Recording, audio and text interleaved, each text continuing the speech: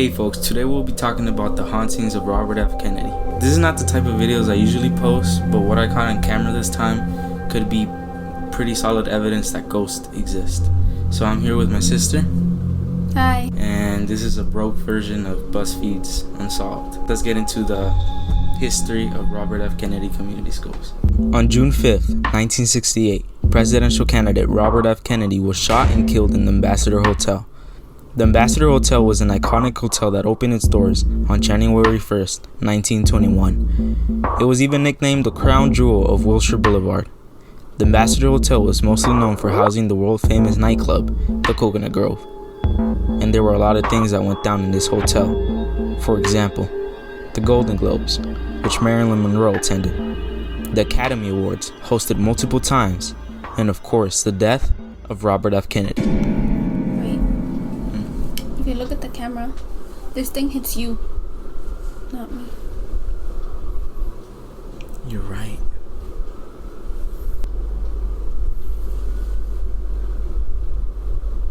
And now I can't see anything because it's directly in my face, but I trust your knowledge. Yeah, of course. Yeah. I wanted to make this video because after this tragedy, the Ambassador Hotel never recovered and sadly closed its doors in 1989. Then, in 2001, Nothing.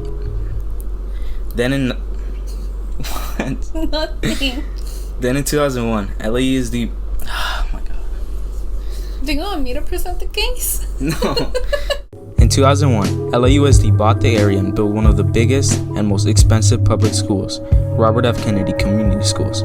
And this is a school I currently go to. And you attended too. Sadly. Sadly.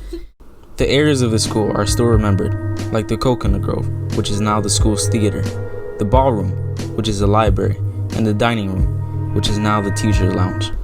Yeah. Sad. I mean, no one eats there. No? All the teachers, well, maybe from like a few schools. But it's a teacher's lounge. Yeah. But the history of this hotel cannot be erased. A lot of people claim that Robert F. Kennedy was not the only person to die at the Ambassador Hotel.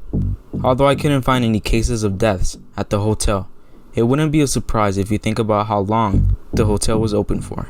Do you mind that if, while you present the case, I try to see if I find any deaths? No, just stare at the camera deeply. Teachers, students, and staff report seeing a little girl, sometimes a woman with red high heels, and a little boy walking around the school.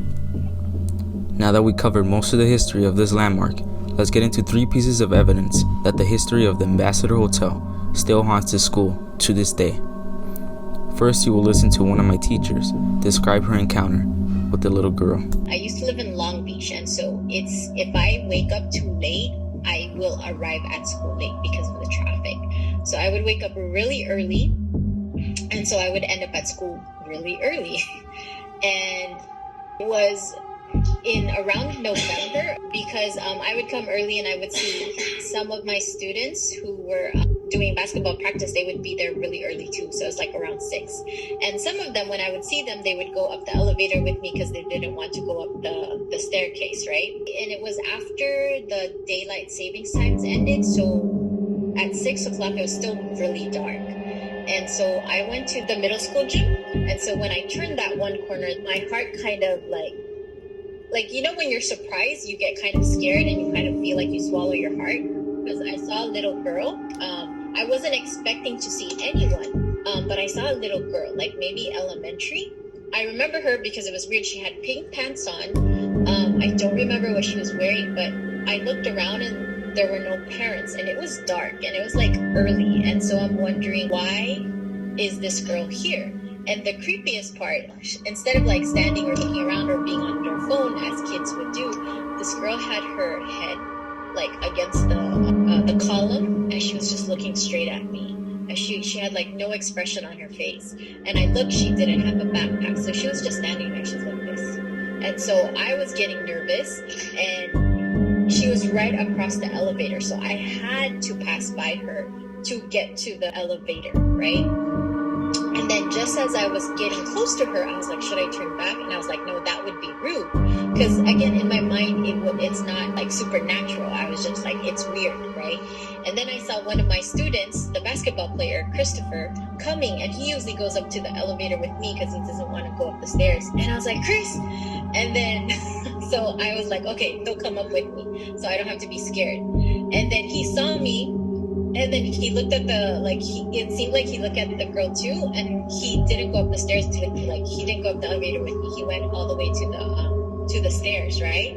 And so I was like, oh man, I'm gonna have to pass the girl by myself. And then so I go to the elevator and I can't ignore her. So I was like, are you okay? What she said creeped me out more, because usually kids would be like, yeah, I'm okay, or just like smile her. But she kept her head on the column and she's like, and that's what that's all she said.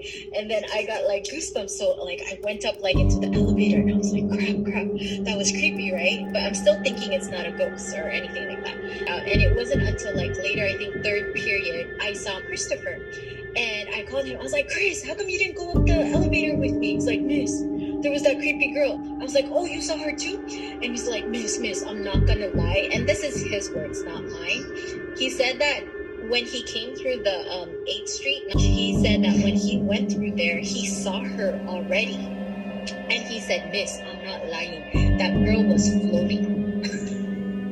Okay, what do you say about story? So I believe her 100%. 100%. Yeah. And now, for my second piece of evidence, we will listen to a witness report about the little boy in the restrooms. Okay, so when we were in elementary, us being kids, we used to love saying like, oh, if you say this story in the restroom, Bloody Mary's gonna pop up, or like Candyman. So the boys and the girls had a restroom by the cafeteria, right? And people would say that those two restrooms were haunted. So we used to like go during recess and say those stuff, right? But we never really believed it. We were just joking around. And so one day this boy said, like, who dares me to go inside the restroom, And so us being little kids were like, all right, you won't. So he ended up going by himself. And so when he was in there, the door closed on him and it like locked. It went like, you couldn't open it. Like we tried opening it and we're just hearing him scream and crying, and he was saying that the lights went off. And at first we thought it was like a joke. Like I thought like, nah, like you're playing around with us. He started crying and we're like, oh, okay. We're like, oh, so this is real, We tried opening the door and it was actually locked. And so he was saying that there was another little boy in there with him touching him. And we, that's when we all got scared, right? Because the guys checked the restroom that there was nobody in there. It was only going to be him alone. And so he said there was a little boy touching him and that he wasn't alone in there. And so we had to call the janitor because the janitor was the one with the key. And so the point is that when he came out, he started crying. Like he was crying and the lights were actually off. And he was saying that a little boy was in there with him. And so honestly, after that, most of us didn't really use that restroom. We had to go like across the playground to go use a different one. But yeah. Well, okay, one. I mean, she was in elementary. Why is this little boy going in there alone? I don't know. And he was in elementary. Yeah. Okay. 2, he was in elementary. His credibility is a little. I'm not saying that he lied. I'm saying it could be a product of his imagination. Would you say 70% might be true? 60%? I'm saying like a good 60. 60? Because look, Atiri told me that after that, he was super embarrassed that happened to him. So it's not like he wanted that to happen. Like, he didn't want... You're still 60% might be true on this?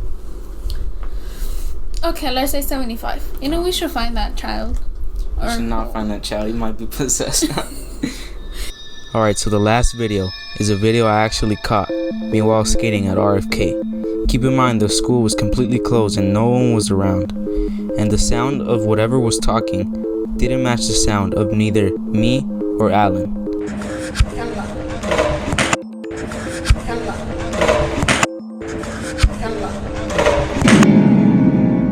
When I hear it say somewhat. I hear some, and then I don't know if it's like some block or someone. It creeps me out, bro. It gives me the chills. Keep in mind, I only noticed the voice once I started editing, who didn't hear anything while it was happening. Could this be the voice of the little girl? And I do have to say, I reached out to a lot of teachers and students, and most of them denied ever seeing anything paranormal.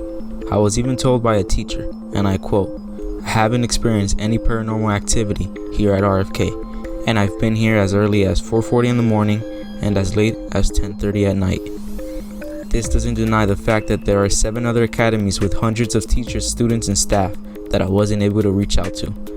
Whether or not the stories are true or not, can't seem to find an explanation to the voice in my video. I hope you folks enjoyed the video, and for now, the hauntings of RFK will remain unsolved.